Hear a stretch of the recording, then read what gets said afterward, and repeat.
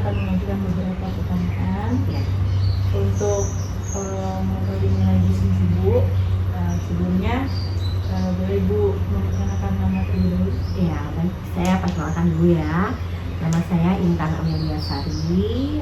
Saya lahir di Surabaya 39 tahun yang lalu, dan saya pindah ke Pangkal Pinang itu 24 tahun yang lalu, tahun 2000. Sekolah di sini, SMA, kuliah di sini, dan menikah di sini. Akhirnya membuka usaha di sini sampai sekarang. Nah, usaha saya itu bergerak di bidang bakery dan cakery, jadi di bidang perhatian, perkuliahan, namanya seperti itu. Dan udah berjalan kurang lebih selama masuk ke 5 tahun. Kalau boleh tahu Bu, latar belakang Ibu membangun usaha tersebut? Latar belakangnya itu yang pertama, karena pada saat itu saya bercerai ceritanya. Jadi kalau perempuan itu kan lebih banyak bergantung kepada suami. Nah, sepertinya memang itu yang memang harus digarisbawahi dari kita sebagai perempuan. Gitu, jangan 100% bergantung pada suami. Namun pada saat berumah tangga kan memang ada pilihan ya dari suami, kalau nggak boleh kerja. Nah, hal itu pun kita sebagai perempuan harus tricky. Oh, pekerjaan apa sih yang bisa kita lakukan tapi suami itu tidak keberatan? Nah, kurang lebih seperti itu. Nah, akhirnya pada saat bercerai itu kan sama sekali nggak ada pemasukan kan, ya mau nggak mau kita harus jualan. Waktu itu kita belum ngerti UMKM itu apa, bisnis itu apa gitu kan. Jadi ya udah jualan aja. Nah, dari situ mulainya. Nah, kebetulan pada saat buka jualan itu aku tuh ngerasa kayak ini ada seminar bisnis gratisan. Nah, aku ikut seminar bisnis gratisan yang waktu itu diselenggarakan sama SSB, Serikat Saudagar Nusantara, SSN. Nah, aku ikut tiap bulan. Mereka tuh rutin ngadain acara pertemuan bisnis gitu, coaching gitu. Nah, jadi tuh intinya tuh memang bisnis itu harus dibarengi dengan belajar, bukan bisnis aja. Jadi kalau bisnis tanpa belajar tuh namanya kayak kita masuk ke dalam rumah gelap, nggak ada lampu, kita nggak punya tongkat, nggak punya pegangan, nggak punya senter, nggak punya kayu. Nah, itu jadi kita tabrak sana sini. Ada selokan kita masuk, ada tembok kita kejedot gitu kan. Tapi kalau kita punya senter, kita punya kayu, kita punya apalah untuk alat bantu jalan kita gitu supaya nggak ketabrak gitu. Nah, itu ilmu. Jadi bisnis tanpa ilmu tuh makanya banyak orang yang bisnis gagal ya karena nggak tahu ilmunya. Bahkan mereka tuh malah nggak mau belajar dan apatis belajar. Udahlah, tinggal jual aja. Apalagi orang yang pertama kali jualan langsung sukses. Nah, itu harus hati-hati sebenarnya. Jualan karena faktor keberuntungan dia langsung laris gitu. Nah, itu hati-hati. Kalau dia nggak dibarengin sama belajar, udah pasti dia akan selesai. Tuh. Jadi itu awalnya. Maaf ya, aku pilek. Iya, Mbak Reza tolong mintain tisu di depan. Mintain 3 lembar aja. Tadi kan Ibu bilang tuh Ibu tuh usahanya di bidang bakery. Terus kenapa Ibu milih bakery? Apa emang Ibu suka bikin kue atau apa gitu? Soalnya pada saat itu bikin brownies itu yang paling mudah. Terus alatnya cuma modal mixer satu, udah. Kalau kukusan di rumah mama saya punya kukusan. Mixer itu mixer mama saya juga. Gitu kan. Jadi cuma butuh mixer, bikin brownies coklat, brownies kukus waktu itu. Aku jual di depan gang rumah Jalan Besar dulu tuh, yang depan Bidan Tarigan sekarang. Itu ada jual teh kusui di gerobak. Nah, aku titip aja brownies aku di situ, iseng, per potong gitu kan, ada yang beli, dapat duit, gitu kan, kayak gitu. Terus akhirnya nitip lagi lah tempat lain, gitu. Semakin menyebar. Enggak, sewaktu itu enggak semakin menyebar, karena waktu itu kan masih nggak ada ilmu ya, jadi nggak setiap hari orang beli brownies kita. Jadi pikirannya tuh ketika kita naruh barang ke satu tempat habis hari pertama, nggak sampai hari 100 itu habis juga, ya kan? pasti ada habisnya. Pikiran kita setiap hari harus habis di situ, Iya. tapi kenyataannya enggak, gitu kan? Benar. Kenyataannya tuh ada yang nggak dibeli sama sekali, ada yang Ada cuma dibeli beberapa. 3, ada yang orang nanya lagi. Nah itulah apa namanya yang bikin kita tuh kayak, aduh kayak gini ya rupanya ya, kayak gitu awalnya. Karena mudah banget alat-alatnya ya bikin Oh. habis. Kalau ini kan Bu, dan sekarang tuh kayak yang lagi viral-viral pasti orang tuh jual. Tapi kalau Ibu tuh apa sih inovasi dari ini? Aku ya, kalau aku tuh malah nggak kepengen viral Iya. gitu, karena viral itu sebetulnya momok buat kita para pengusaha. Ada 2 tipe bisnis yang settle sama bisnis yang viral. Nah kalau bisnis yang settle itu yang kita harapkan. Kalau bisnis yang viral itu beberapa orang itu menganggapnya oh viral naik penjualan, Iya. tapi seberapa lama kita bisa mempertahankan naiknya itu, karena cuma viral habis itu dia akan turun, Iya, akan tenggelam. Nah gimana caranya supaya tidak tenggelam, tidak turun? Jadi bisnisnya memang harus dibikin settle, boleh diviralin habis itu dibikin settle gitu.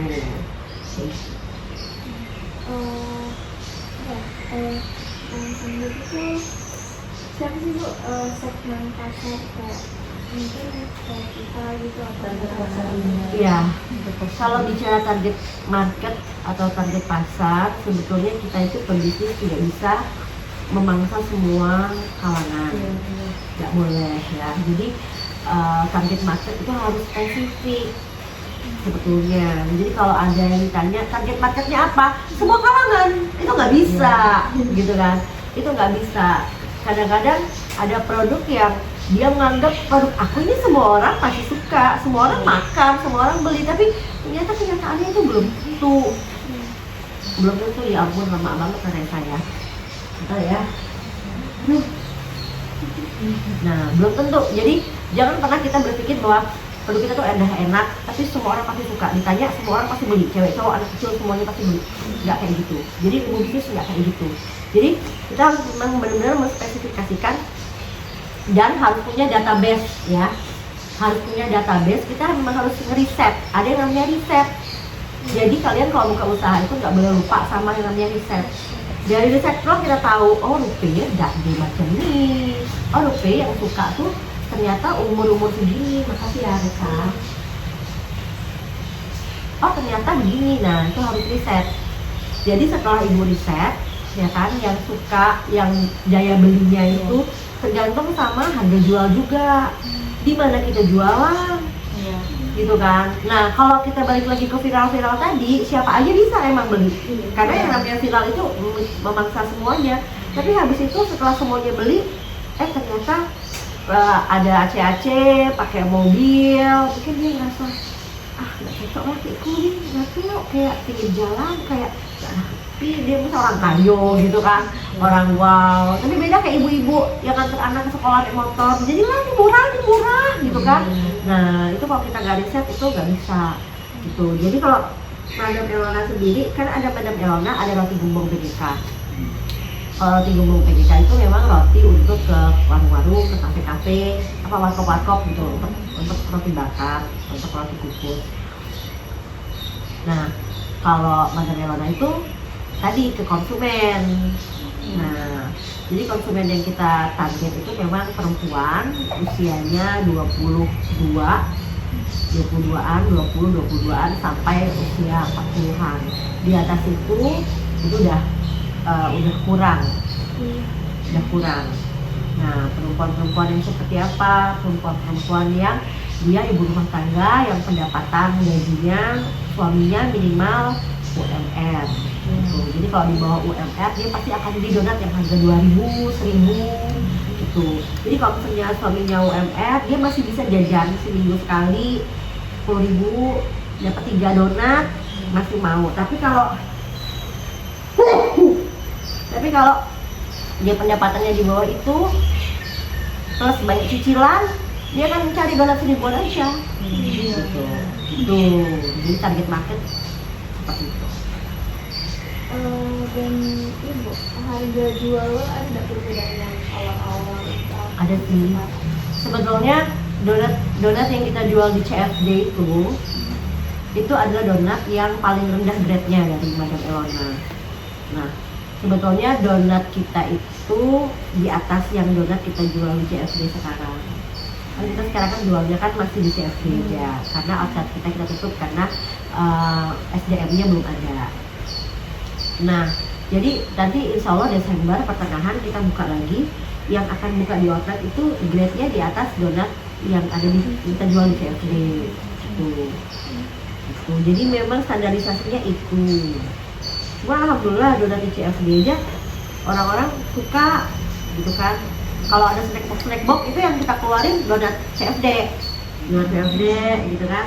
Orang udah bilang, ya lembut ya bla bla bla bla bla ya. Tapi aku selalu bilang, ya ini grade-nya di bawah Madam Elona di outlet ya, biar mereka tahu. Jadi kalau misalnya mereka pesen snack box harga segini, ya nggak mungkin dong dikasih donat yang di outlet itu, pasti donat CFD gitu nyebutnya.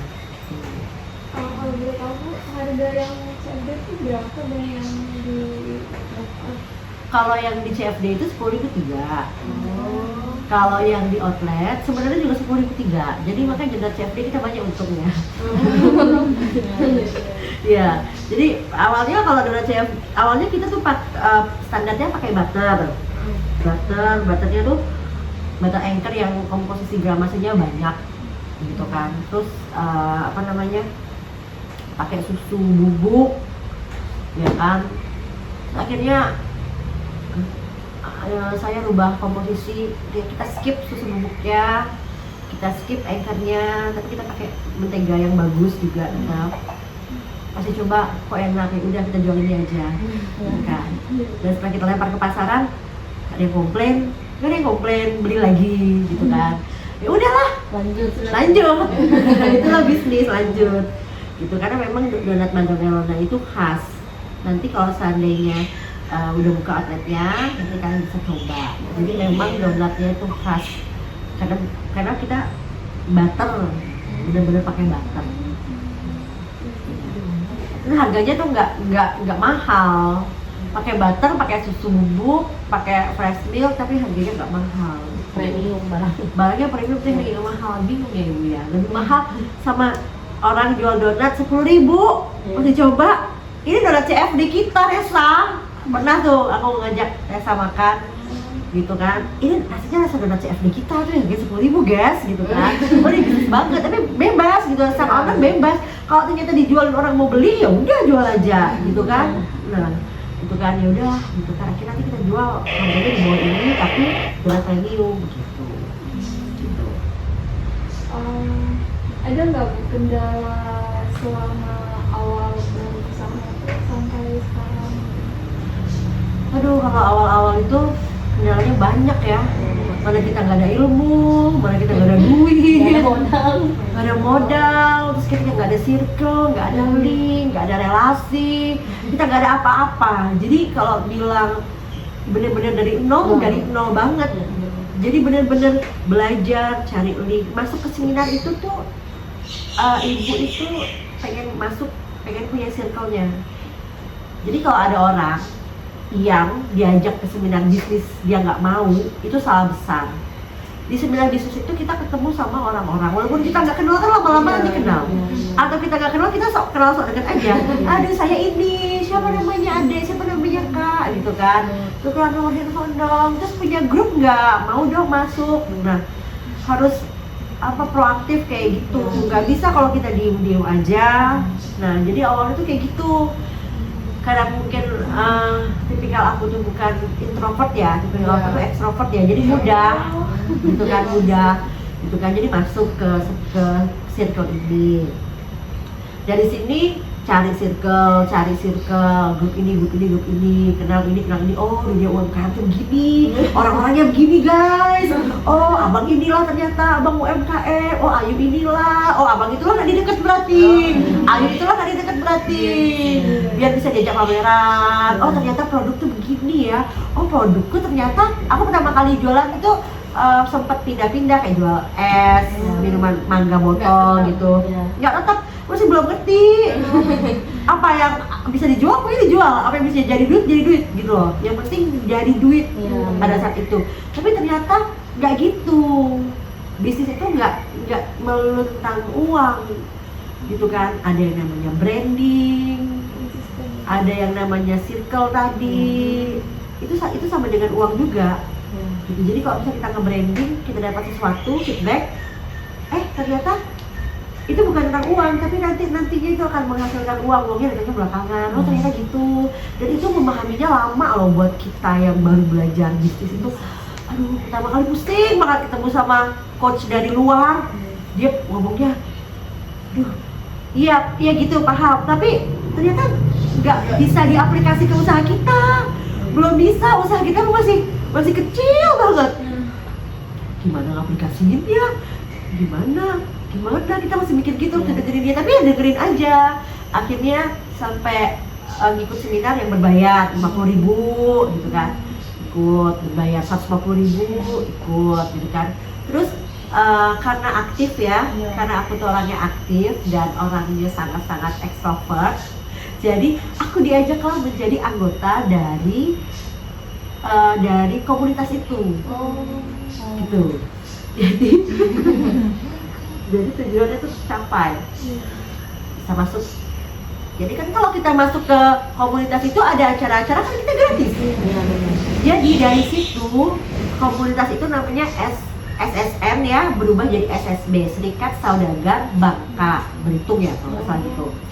Jadi di situ tuh pokoknya kalian minta aku ngapain aja, mau konsumsi aja oke, pokoknya aku ikut gitu kan. Jadi karena circle-nya itu dekat dengan waktu itu, circle-nya itu yang punya Warjo. Dari situ yang punya Warjo, yang punya Sultan Budo, yang punya Jimbrong, yang punya percetakan Nova. Pokoknya pengusaha besar ada di situ. Dan itu memang tujuan saya, harus masuk di situ. Gitu. Dan setelah masuk di situ, jadi tim mereka, walaupun tim bukan circle satu, gitu kan, tapi aku harus kasih benefit untuk mereka harus lihat kemampuan aku kan, nggak mungkin kita di situ cuma nampang muka aja, tempat pesona, ya kan. Nah ternyata dari situ mereka kan suka ngadain seminar-seminar, undang-undang orang dari luar Bangka, ada profesor yang punya pabrik di mana kayak saori apa tuh pesannya di balik mereka, tinggal nge-branding aja gitu. Ketemu sama coach dari luar yang nge-coachin mereka, coach yang nge-coachin mereka itu. Jadi ketemu dan itu gratis, walaupun jadi panitia, bagian pendaftaran, bagian terima duit, bagian semuanya pokoknya. Karena aku satu-satunya cewek di situ, semuanya. Jadi apa nggak apa-apa, aku bilang aku kalian butuhkan seperti aku malah bahagia gitu. Sampai akhirnya bisnis aku tutup gitu, karena nggak bisa jalanin bisnis karena aku yang masih ngerjain semuanya. Aku di sini dan hampir setiap bulan gitu kan. Kalau mereka kan tinggal yuk tolong ini gitu kan. Mereka kan karyawannya udah ada, mereka kayak membangun, mereka itu SSB itu mereka memberdayai UMKM. Jadi mereka itu orang-orang hebat yang punya waktu luang yang digunakan untuk memberdayai UMKM, dan itu gratis. Jadi luar biasa banget. Dan akhirnya aku percaya bahwa aku pernah dengar dari orang, kalau kita mau sukses, dekatilah orang yang sukses. Kalau kita mau punya usaha yang gajinya atau pendapatannya digit-digitnya sama orang ini, dekatilah. Dan itu ternyata benar loh, bener lah. Aku awalnya tuh aku nggak percaya, tapi itu kan ilmu, praktekin. Ternyata itu bener. Jadi setelah masuk ke situ, akhirnya jadi inti. Waktu itu SSB berubah lagi namanya jadi GNB. Kita memberdayai sana sini. Jadi kalau kita memberdayai orang, berarti kan kita memberdayai diri sendiri dong. Nah di situ memberdayai semuanya. Pokoknya itu hampir setiap bulan, dan kebetulan aku orangnya ekstrovert ya. Terus kalau ngomong di depan kamera tuh aku nggak malu. Terus alhamdulillah bisa berbahasa Indonesia yang baik. Jadi tuh pada saat dulu tuh sebenarnya udah ngonten gitu kan, udah ngonten, halo gitu kan, aku punya keripik nih, aku dikasih keripik guys dari teman aku baru kenal. Jadi mereka tuh suka banget gitu loh digituin. Jadi kalau setiap acara seminar itu aku udah bawa tentengan banyak isinya produk-produk UMKM. Wah gitu, banyak banget di Instagram aku tuh masih ada beberapa aku upload kan gitu. Nah jadi pada saat itu masuk ke dalam inti, bergelut di dunia UMKM, ngerti dan paham. Waktu itu aku juga belum ngerti produk aku tuh apa. Jadi kalian pernah nggak ngelihat orang yang jualannya ganti-ganti? Iya, pernah. Itu karena yang pertama dia tuh nggak percaya diri sama produknya. Terus yang kedua dia itu cepat bosan. Cepat bosannya kenapa? Cepat bosannya itu yang pertama tuh karakter. Yang kedua dia balik-balik lagi dia nggak percaya diri. Coba kalau seandainya dia percaya sama produk aku inilah pokoknya dia percaya gitu kan. Nah kemungkinan dia akan terus sama usaha itu. Gimana caranya lah supaya misalkan dia jualannya apa? Misalkan dia jualannya coklat gitu misalkan, minuman es coklat. Ayo, kamu udah ngelakuin apa untuk usaha kamu gitu kan? Dari sisi marketing, sisi branding, dari sisi customer kamu udah ngelakuin apa? Kalau kamu belum ngelakuin apa-apa, ya penjualnya nggak maksimal, udah ganti aja. Ganti. Nah, jadi pada saat itu selesai, pada saat masuk ke GMD itu, di situ ketemu sama banyak UMKM, COVID, sempat buka kafe dulu, sempat aku buka kafe. Jadi dari yang bener-bener pokoknya nggak bisa apa-apa dan nggak tahu apa-apa, buka kafe itu juga termasuk masih belajar. Walaupun sampai sekarang masih belajar ya, masih belajar. Ternyata COVID itu menghancurkan semuanya. Nah, aku kerja lagi waktu itu, Nah, pas kerja itu aku ngerasa kayak kerja tuh kayak kerja kantoran. Ya namanya kerja kantoran lah itu. Di salah satu perusahaan gede lah, namanya gede banget di sini. Ya, kalian pasti tahu dan pernah belanja ke situ pasti. Nah, iya. Iya. Jadi di tempat itu ada satu divisinya. Nah aku di sini divisinya itu. Saya ngerasa kayak, kok nggak bisa ya kerja ya gitu kan. Kayaknya aku mau jualan. Akhirnya aku jualan lagi. Pagi-pagi sebelum kerja itu aku bikin kue. Aku ada Instagramnya namanya Raturu kan, katanya itu kayak bahasa Jepang ya. Iya, aku bikin aja, padahal artinya Raturu tuh nggak tidur. Jadi aku bangun pagi-pagi bikin bolu, terus aku kerja. Nah pas jam siang-siang tuh aku delivery. Bukan tuh masih janda itu. Delivery gitu kan, Jadi kalau aku punya karyawan sekarang, mereka kerja capek ya memang harus capek gitu kan, tapi kamu jangan mau capek dulu, kamu harus ambil itu ilmunya dari bos kamu gitu kan. Alhamdulillah dapat bos yang nggak pelit ilmu, malah menjadikan itu sebagai pahala jariah. Nah itu bagus tuh. Ada bos yang kemarin aku ditanya, kamu kalau bikin itu di ruangan khusus nggak, kayak apa ya, kayak ngader-ngader? Enggak lah, ngapain di ruangan khusus? Ngepet tuh gitu. Enggak lah, orang resep aja aku suruh tulis, tempel gitu kan. Ini kalau jangan pernah dihafal gitu kan resep, tulis, lihat, catat, buka lagi catatannya, jangan salah. Itu bener-bener gitu kan, setengah resep, satu resep. Biasanya orang ngeraciknya di ruangan rahasia. Di ruangan rahasia, di-pack-packin. Enggak lah gitu kan. Jadi kalau kita kerja capek memang, tapi harus cerdas, kerja keras dan kerja cerdas. Lama-lama kerja kerasnya enggak, tinggal kerja cerdasnya aja kan. Ya tapi nggak mungkin lah kerja cerdas langsung nggak kerja keras enak aja gitu kan. Gitu kan, makanya aku bilang kalau mau ya memang harus capek, tapi dapat ilmu itu pasti akan kepake gitu kan, pasti akan kepake. Nggak mungkin nggak. Orang aku aja nggak punya ilmu, cuma lihat dari YouTube aja bisa bikin brownies, bisa jual, dapat duit 70.000 gitu kan. Modalnya 30.000, dapat duit 40.000. Dapat 40.000 itu rasanya bahagia banget. Nah sekarang 40.000, udah gimana caranya nanti bisa 400.000, bisa dapat 4 juta gitu kan nggak mungkin langsung dapat segitu. Iya. Nah jadi pada saat itu udah buka usaha, hancur, kerja, tetap jualan. Lama-lama aku pilih jualan aja deh gitu kan, walaupun waktu itu jadi nggak mau kerja lagi waktu itu jualan. Nah dari situ jualan, ikut jualan. Nah aku tuh ngeliat kalau covid itu warkop kan rame, warkop rame. Terus kue yang ada di warkop tuh suka basi karena kelamaan mungkin ya. Kalau kan jadi kita juga ikut nongkrong di kafe. Karena aku suka nongkrong orangnya. Aku tuh hobinya nongkrong, ketemu sama orang, ngobrol gitu. Jadi kalau aku punya pekerjaan yang kayak gitu selain bikin roti, nah itulah. Dan akhirnya sekarang tuh kesampean gitu. Jadi nongkrong, risolnya basi gitu kan. Terus kue apa basi karena udah malam nongkrongnya. Jadi aku mikir, apalah yang nggak basi? Oh roti, pulanglah, bikinlah roti, pakai mixer itulah. Tapi kan ada yang spiral ya. Bikin, panggang. Ada punya oven punya oven. Kok keras ya? Rotinya itu dilempar ke tembok itu mental kali ya. Nggak ada lemah-lemahnya. Lihat lagi YouTube, caranya begini. Bikinlah lagi. Banting. Oh ya bikin lah pokoknya segala macem lah, udahlah. Bikin. Kok mesti keras ya, gitu kan. Udah, terus belajar lagi di YouTube gimana cara bikin roti enak, gimana cara bikin roti lembut.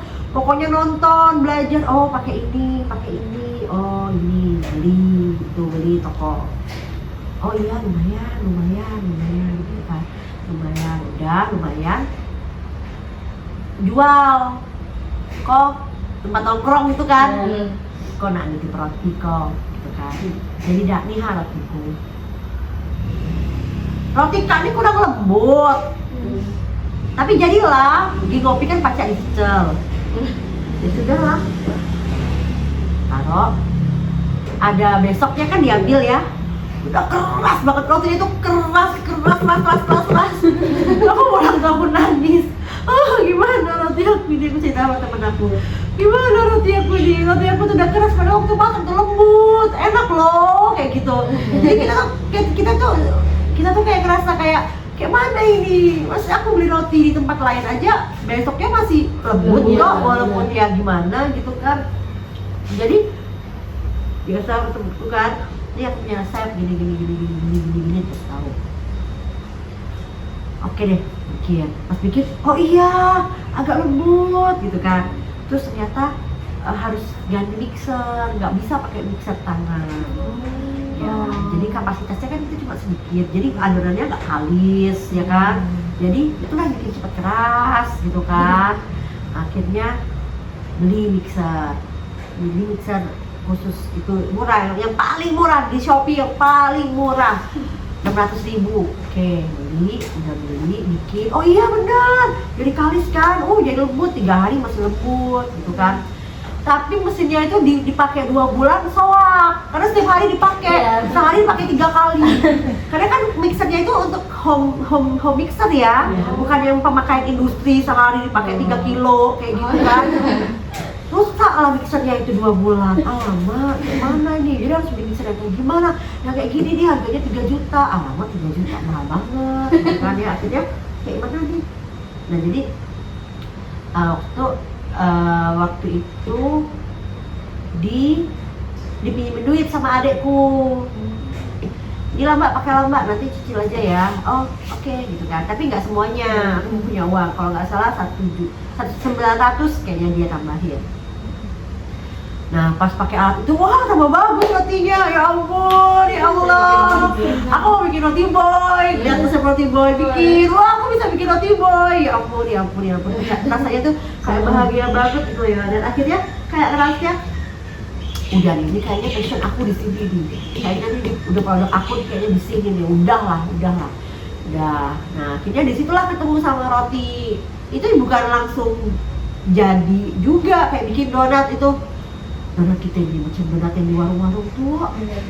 Ya Allah, donat kita di kafe nggak kayak donat Jeko yang ada tengahnya kayak gitu. Cuma dia lah cari lagi. Itu bertahun-tahun, 2 tahun tuh belajar donat itu. 2 tahun belajar donat sampai bisa bikin donat. Dan akhirnya sekarang tuh orang belajar bikin donat tinggal beli doang resep 100.000. Ya Allah, enak banget ya orang zaman sekarang ya. Aku dulu 2 tahun gimana caranya develop donat ini gitu kan, belajar sendiri. Makanya sekarang tuh orang kalau bikin usaha tuh gampang. Beli aja resep. Udah pasti dapat produknya bagus gitu kan. Jadi akhirnya sekarang ini aku pernah juga belajar beli resep karena butuh coach. Jadi selama ini aku punya pertanyaan ketika aku beli resep itu nggak aku pakai. Aku cuma butuh coachnya aja. Gimana kalau ini, kalau ini gimana, oh dikasih tahu ilmunya. Nah akhirnya dipakailah itu sampai sekarang. Itu akhirnya sekarang tuh ternyata tahu ya belajar bikin resep. Jadi satu produk itu bahan cairnya berapa, bahan ininya berapa, belajar bikin resep. Jadi kalau misalnya ngerasain produk itu kan, terus ditanya ininya gimana, oh aku udah tahu, ini pasti isinya segini, ini gini. Jadi kayak ada konten ya, kita makan, konten kan makan, terus dia gini, ada tulisan di kepalanya, oh ini segini, nah kayak gitu, relate. Kita tukang kue itu makan, ini menteganya ini nggak pakai susu gitu kan, oh ini gini, gulanya segini, masa sih dijual segini, nah kayak gitu sekarang ya, jadi gitu. Pertanyaan terakhir Bu, apa sih Bu ciri khas dari donat ini dari yang lain gitu? Kalau untuk sekarang ini belum ada, karena kan masih jual di CFC. Tapi kedepannya kan yang kayak kalian bilang tadi mau bikin yang namanya inovasi kan, inovasi. Jadi ada hal yang namanya diferensiasi, pembeda. Jadi memang kita harus punya yang namanya pembeda. Pembedanya itu apa dan gimana, itu nggak harus dari produk aja, tapi kalau bisa produk itu harus punya pembeda. Jadi kalau bahasa bisnisnya itu USP, Unique Selling Proposition gitu. Jadi sesuatu yang unik dari produk kita itu apa. Nah jadi kalau sesuatu yang berbeda dari produk aku untuk saat ini belum ada. Tapi next ke depannya itu aku kepengen Madam Elona itu punya topping yang tidak digunakan sama donat yang lain gitu. Karena selama ini kalau topping itu kita belinya ke satu tempat, ya kan? Udah pasti belinya glaze coklat, merek Colata, merek Elmer, udah pasti itu pasti. Jadi kenapa adonan-donatnya itu memang harus berbeda? Karena kita bakal ketemu sama topping yang sama. Iya. Gitu loh. Jadi aku harus bikin adonan-donat yang berbeda gitu. Nah, jadi kita udah mulai sih dari sekarang udah riset and develop namanya R&D. Udah R&D, topping-toppingnya apa. Jadi nanti ketika keluar tuh nanti namanya beda lagi donatnya. Misalkan kayak donat coklat itu jadi mirip PJko gitu, ya kan? Jadi namanya Choco Chocs mungkin kayak gitu ya, mungkin strawberry blast kayak gitu kan. Nah kayak gitu, bukan donat topping strawberry gitu, bukan kayak gitu lagi, topping coklat. Nah gitu sih itu paling. Mungkin itu saja pertanyaan dari kami. Sekali lagi terima kasih buat Ibu Ya, sudah mau berbagi bersama kami, sudah mau berbagi pengalaman Ibu juga dan berbagi ilmu lah ya, ceritanya. Ya ini moderator. Terima kasih banyak Bu. Kalau kami di sini ada salah, mohon maaf. Jadi apa yang Ibu sampaikan itu cukup menambah wawasan kami mengenai bisnis, dan kami bisa tahu nih apa aja yang harus ada dalam produk mungkin bakalan kami buat mungkin nantinya, apa aja yang harus kita pelajari, dan juga terima kasih. Terima kasih udah mau direpotkan sama kami. Iya. Kasih sama-sama ya buat kalian ya, sukses terus ya. Jangan bener-bener ya, jangan banyak pacaran dulu. Iya, jadi kan kalau perempuan tuh memang kita harus punya value. Ya kan, value-nya itu yang pertama tuh kadang-kadang kan dari perempuan tuh kan kecantikan, kedua itu kan ilmu agama, ketiga itu materi. Ya kalau kita nih nggak cantik-cantik banget, ya ibadah juga nggak rajin-rajin banget, ya seenggaknya kita harus pintar secara materi, gitu kan. Jangan hanya mengharapkan. Memang kita mengharapkan gaji suami, uang dari suami harus masuk semua ke dalam kita sebagai seorang istri kan. Tapi seenggaknya harus punya sesuatu yang seimbang. tambahan. Terima kasih Jadi ya sama-sama. Dan